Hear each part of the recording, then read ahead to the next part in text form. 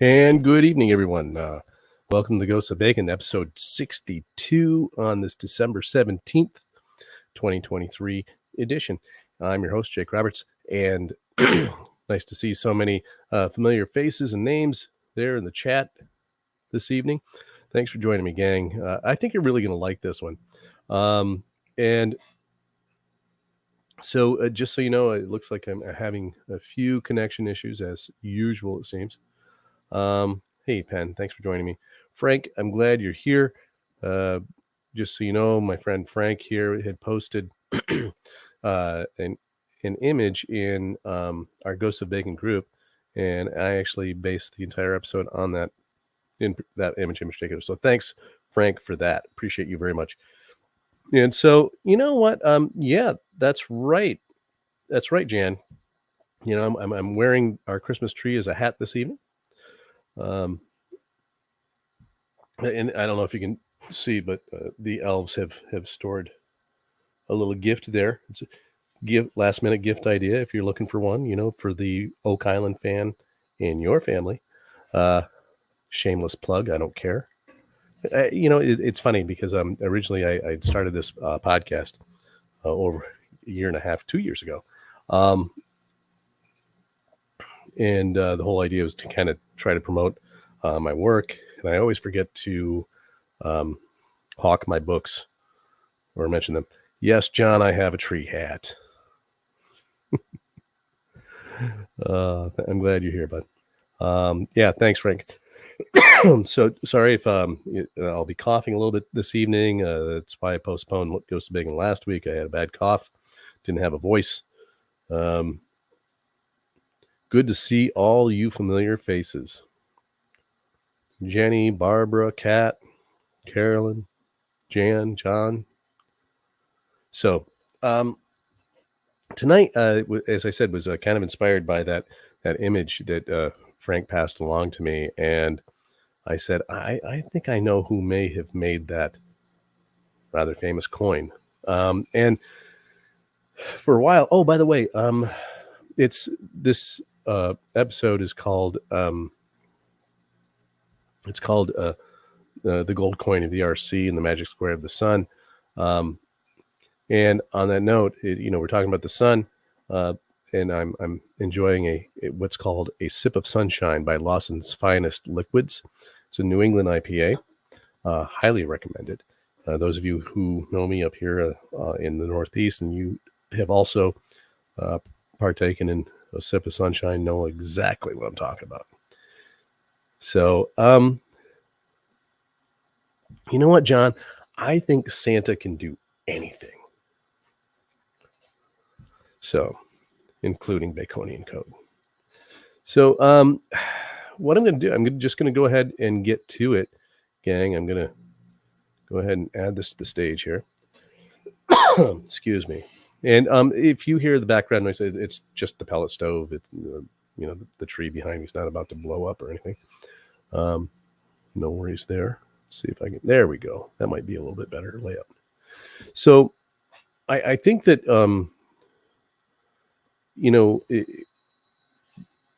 what people I posted a question on our Facebook group, and I said, if anyone knows anything about the provenance of this coin, let me know. And then lo and behold, we have amazing members. And Z, I couldn't agree with you more. Bacon could do anything too. 100%. Now, Barbara, you had to go and ask me. All right, hold on. Let me just grab it'll be faster if I use my calculator instead of trying to do this in my head. So, has anyone done Santa Claus in Cipher? Let's find out.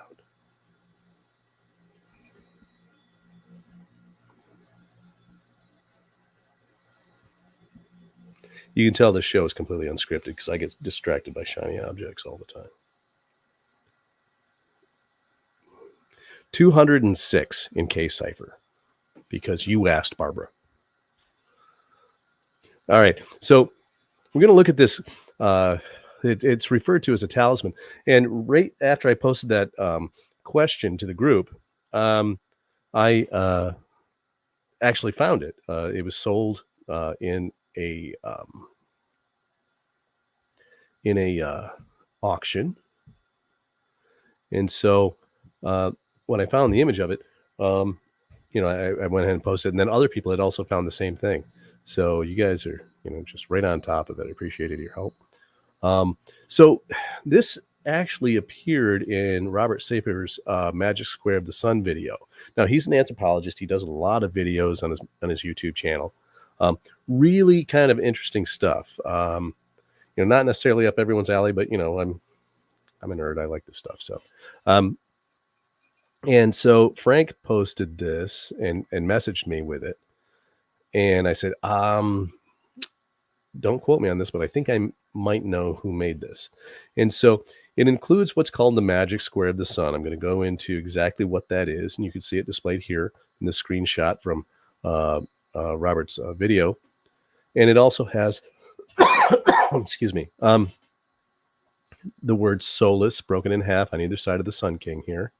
On his throne, you can see him kind of sitting there, and he is over a lion, which is also a symbol of the sun because of its golden mane and so on. The sun was often depicted or represented by a lion. So the other side has what's called a 6x6 magic square, and I'm really going to do a little bit of a dive into this specific square and also what it's supposed to be like.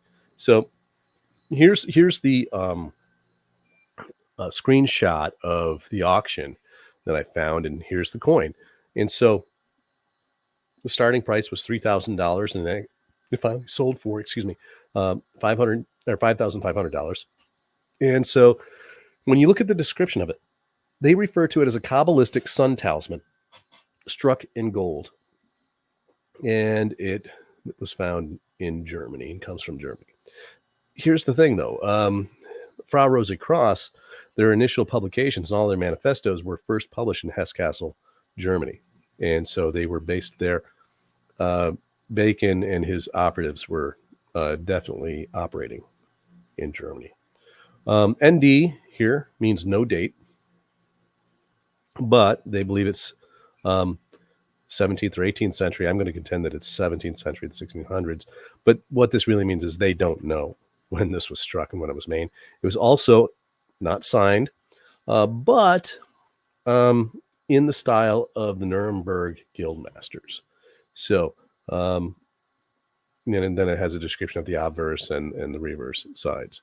So the cipher messages from the plaque that appear in my first book, The Holy Trinity Decryption. One of the messages actually says, it endeavor our growth from trying to go coin money. It was a really obscure reference, and I couldn't find any more context for it because when this message came out, I was still in the learning stages of doing what it is I do now. And, I just haven't had time to return to that particular transposition cipher to see if there was anything else there about this idea of coin and money. So when I see this coin, the first question that pops into my head is this an example of one of their coins? And so I think it is after analyzing this image. And hopefully by the end of the podcast, you're going to agree with me that this is an example of a coin minted by the Fraternity of the Rosi Cross. Now, like I said, I contend that, their ballpark was 17th century. This is the 1600s. This is the heyday of the Rosi Cross. The idea of it depicting a sun king is absolutely perfect because Bacon identified with the sun god Apollo.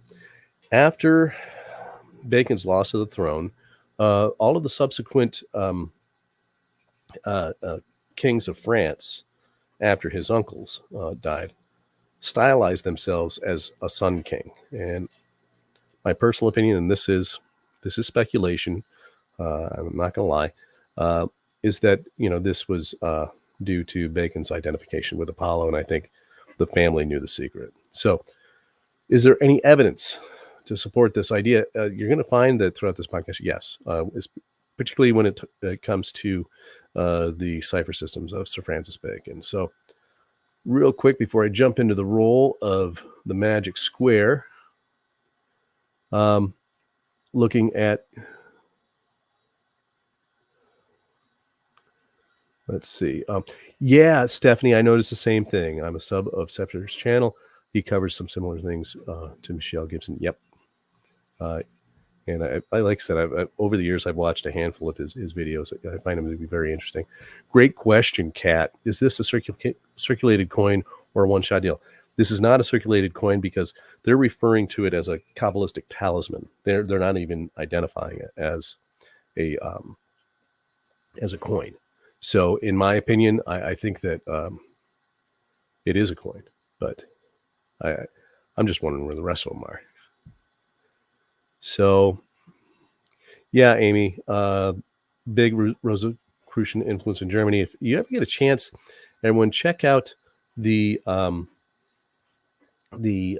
Hercules Monument in Hesse Castle, Germany. So, all right. Good questions, good comments, gang. Thank you. So here's the role of the magic square in my research. It plays a dominant role in the Rosi Cosse alias formula. And this, I've been able to parse this out through a variety of clues hidden in plain sight, basically. It involves fourfold cipher. When you see a name that you suspect of being a mask or an alias, you calculate its value in fourfold cipher. Now, this is variable. It depends on the name, the spelling of the name, all of those things. And the numbers vary of what those totals are. However, the magic squares, they each have their own constant. In other words, as you'll see, the 6x6 magic square seen here is identified with the sun. It's correlated with the sun. Each magic square is correlated with a different body of the solar system. Okay, and 6x6 is the sun. And no matter how you add up the letters, or the numbers, excuse me, they add up to 111. Now, 111, as people who watch this show know, is the value of the name Bacon in K cipher. Now, as you can see there, obviously 6x6, there are 36 squares in this magic square, and they are filled with the numbers 1 through 36. Just makes sense. However, they're arranged in such a way that no matter how you add them up, they add up to 111, both vertically, horizontally, and diagonally. And if you actually take the time to look at this and add them up, and you will see that no matter which direction you calculate this, the total is 111. And this is what Robert Cipher did with this coin, is he has an image of the coin and each of these angles representing 111. However, the numbers are wrong. I actually checked the math. It doesn't equal 111 in every direction. Horizontally and vertically, it totals 111. However, the diagonal totals are not.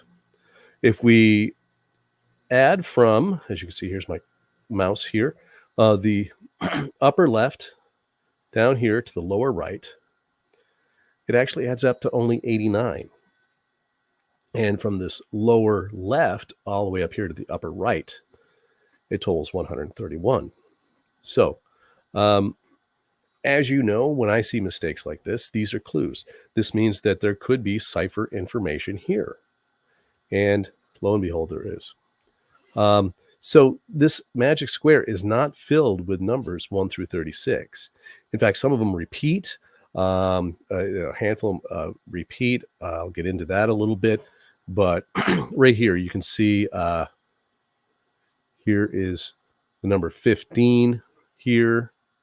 And then lower in the thing, it repeats down here. Oh, wait, no, that wasn't it. You get the idea. But there are a handful of them that just repeat. Oh, here's 15 down here. Yeah. 15 here, and so on. So that means that there are also numbers missing. And when I see that, it makes me wonder, okay, what numbers are missing?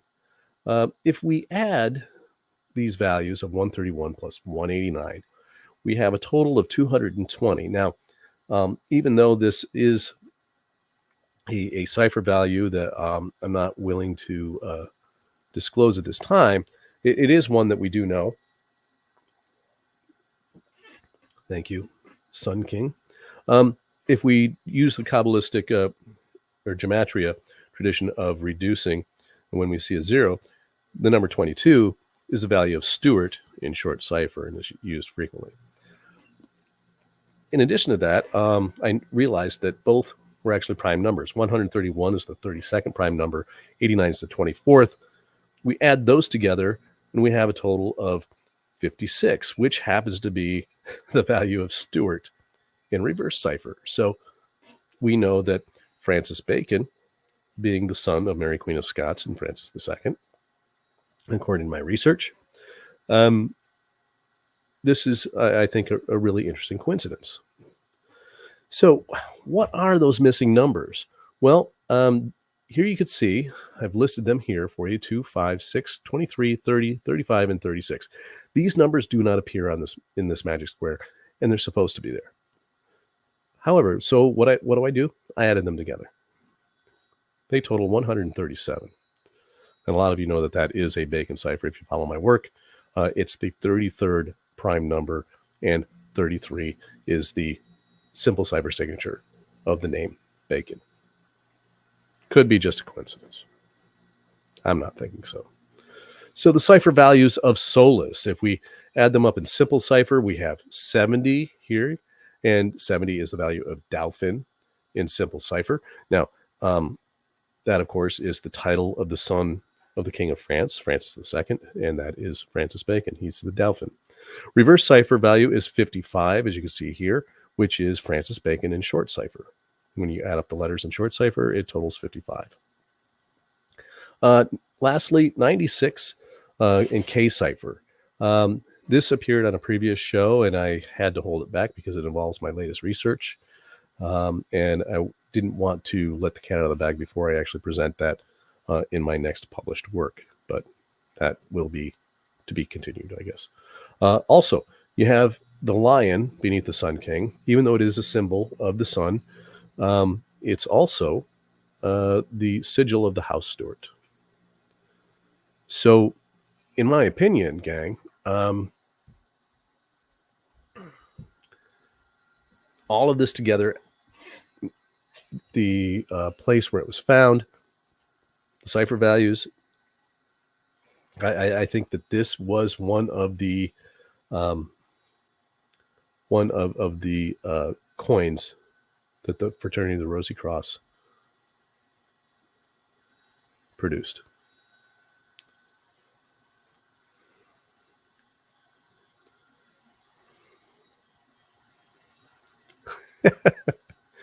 Going back to,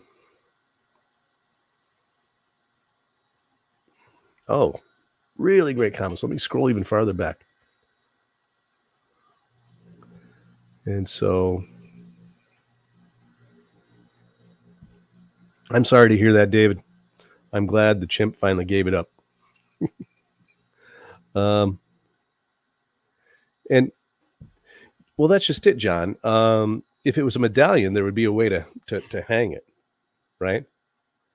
And if it's a talisman, then, this was what was called a touch coin or touch medallion, where just by having it in your hand or in your pocket, it was supposed to be a protective talisman of some kind. I don't buy that. But yeah, perhaps.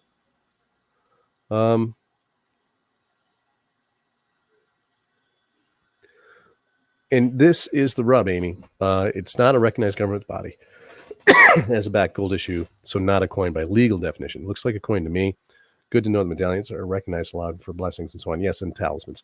But when you realize that Bacon and the fraternity of the Rosi Cross were basically, Bacon set up his own rule here in New France. And so I think that he and others were attempting to set up a whole new country, and therefore a whole new system, and therefore their own coinage. And yes, that's also true, John. Yes, gold in this case is correlated with the sun. And once again, that's the gold coin of the sun. And the symbol for gold in alchemy, and the sun is exactly the same. It's a circle with a dot in the middle. And Dakota Ring comes in with also September 11, has 111 days remaining in the year. Yep. Also very cool. And going back to the Santa Claus total, Z chimes in with 206 in simple ciphers. King Francis Stewart. It's very true.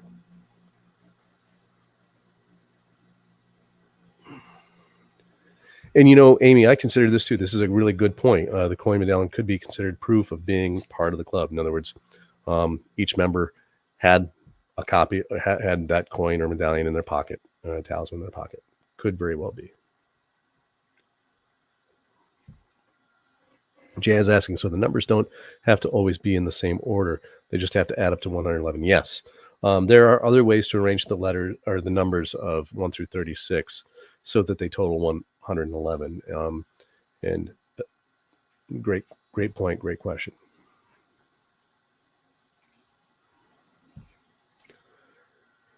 And Z points out that 89 in short cipher is Rex Francois III. You are correct.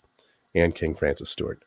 And fourfold, it's Apollo, which, again, very appropriate for the sun.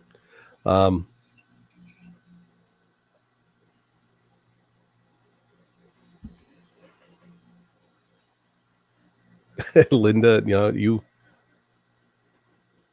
saying that I have no sound? Oh, okay. We're back. Everybody's good. Okay.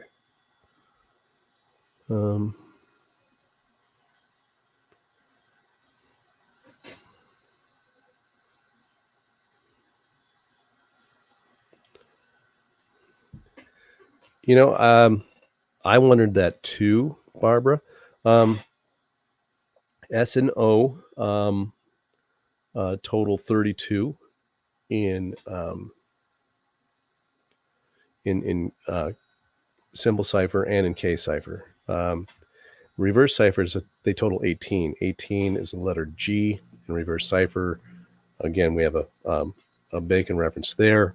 LIS 20, that would be 38, which is the double tau in simple cipher. So I think it's a matter of aesthetics, but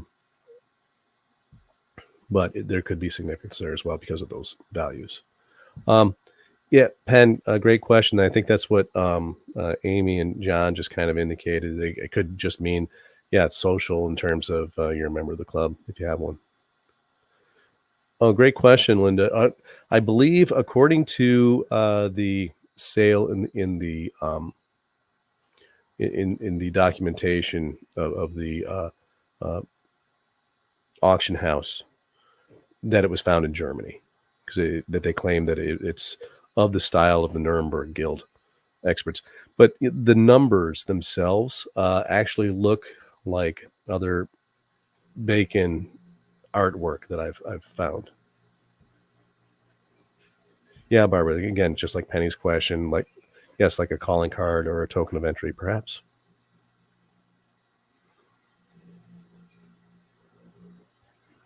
Yeah, and I think that answers your question, Tom. What benefit advantage would the possessor obtain by holding or presenting this coin? If it is, if they planned on, starting their own kingdom and then they have their own coinage, that's one possibility. That's my fanciful imagination, pure speculation on my part, but I like the idea. I'm just being honest. But this idea that it just shows and demonstrates they're a member of the club could very well be. Yeah, and again, this is exactly what John was suggesting here. A medallion or a challenge coin. Yep.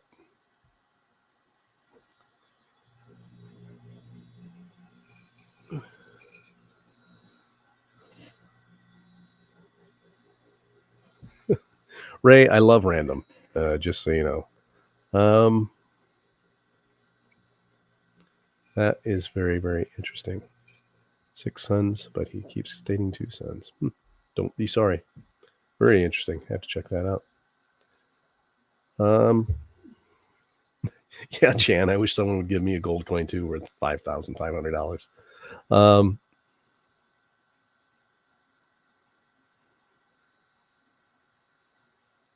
Yeah, that's just it, John. If it is a challenge coin, then also you had to solve the puzzle and say, "Oh, okay, I get it." 137. Yeah.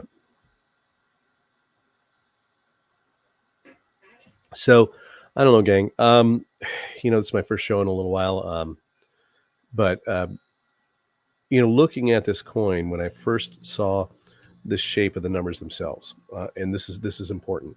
I immediately recognized the style of them. Uh, at this point, I've been looking at Bacon and well, Walter Raleigh artwork in particular at this point, and I can actually recognize their style. And this uh, the style of those numbers just smacks of this, in my opinion. So, um, Dakota Ring, that's absolutely true, and um, I think that Magic Squares have had a role in ciphers and codes ever since they appeared, and Ben Franklin definitely would have made use of that for sure.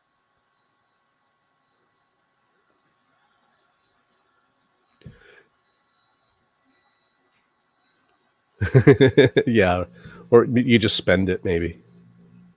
Um, and Barbara, it's far more subtle. Yeah, it's undetectable. If it's in your pocket with other coins, it's easily overlooked. I agree. I agree. Um, yep. Z once again. 32 short cipher is Rex Bacon. That's the truth. Good thoughts, gang. Good thoughts. So anyway, in my opinion, this looks like their work, and it raises the question. Is this just a handful of them just to mark their members? It seems to me they would know who their members were because I think when it first started, it was really only two people, frankly. Um, so in that sense, if it was intended to be coinage for their kingdom, his kingdom, uh, are there others? Where are they? Uh, sure would like to find out. So yeah, Amy, it looks like their work. So if there aren't any other questions,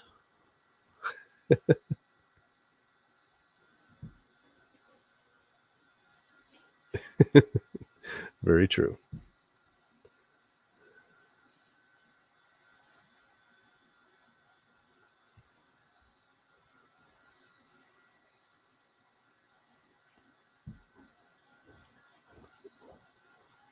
Well, now, Frank, you're asking a question that kind of gets into the research of some friends of mine who are actually exploring that same possibility.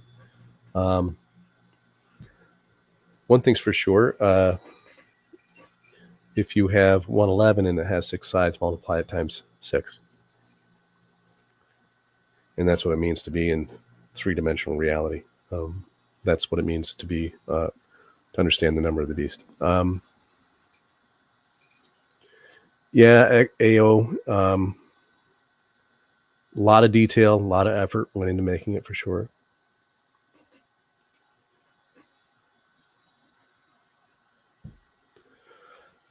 There's also some of the tabletop algorithm. First saw it in Durr's Magic Square, but it's also used in 12th Night, as Malvolio does a tabletop with one value of 36. Backwards reads oil of lamb.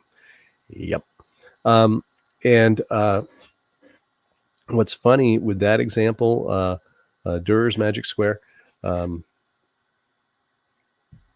uh, if people don't know what Stephanie's referring to, Albrecht Dürer was a very famous artist who created, I think it was a print or a woodcut, and in it was called Melancholia One, and in it there is a 4x4 magic square which totals 34. Um, that's actually the um, value of the individual who was using Dürer as a mask when he created that artwork. That's all I'm going to say now. Um, Yep. Good thoughts. You know, Carolyn, yeah, you know, the Playfair cipher um, involved, you know, using uh, uh, a square like that for sure. Um,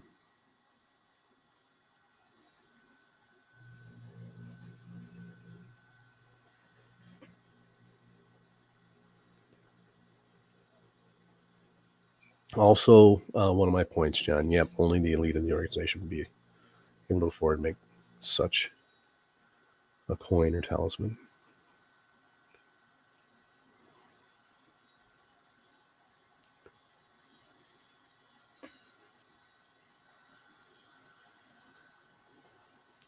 Oh, this is interesting. Yeah, good point, Stephanie. There's a convention where keeping a gold coin on your person would convince a sheriff that you were a member of the aristocracy and beyond reproach. Yep.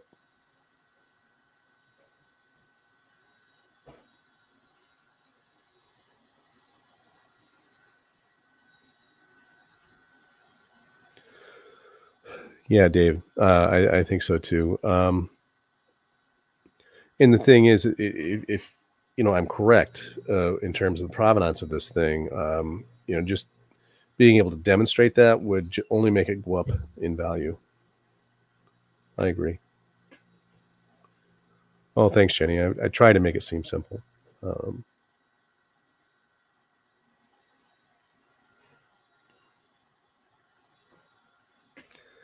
Z, you know that again. That's also my point. This thing went to auction, they just thought, "Oh, we have this Rosicrucian or Kabbalistic talisman," is what they called it. Um, and again, it's the thing is that all of this information that I and Will Russell, John, uh, you, Stephanie, Z, that we keep uncovering, Jason. Um, you know, it's so new, it's so fresh, and so few people have actually heard of it. I think that whoever bought that coin is going to be very very happy when our information actually starts becoming more mainstream. Because it's going to be, I think it can only go up in value once people realize what they actually have. So, great questions, great thoughts, people. Well, you know what? This is a quick one this evening. And if there's no other, yeah, Stephanie. And, you know, it's all unfolding, and you're a huge part of this. Those of you who are watching here live and watching this later on the YouTube side, um, you know, check out Stephanie's channel. Stephanie, your research just continues to, you know, blow my mind. Really great videos over there, gang. Check out Stephanie's YouTube channel, Stephanie McPeak Peterson. So looking ahead, gang, I have a feeling that I'm pretty sure that I will not be broadcasting in 2 weeks. I think is that New Year's Eve? I think it's New Year's Eve. So I'll be looking for you the following week. Okay, the week after New Year's, and we'll do this all again. And yeah, Amy, good shout out. Good shout out to Stephanie. Her book, The Next Octave, is pretty awesome. It's pretty mind blowing, gang. If you haven't picked that up, make sure you get that as well. Oh, thanks, Stephanie. So you know what, gang? I'm gonna wrap it up early and save my voice for the so I can wrangle some high schoolers tomorrow at work. And until next time, I'll catch you later. And just be cool to folks. And let me see if I can find my outro. There it is. Have a good night, gang. I'll see you in a couple weeks. And have a great Christmas and Happy New Year. All of you celebrate. All the best. Bye now.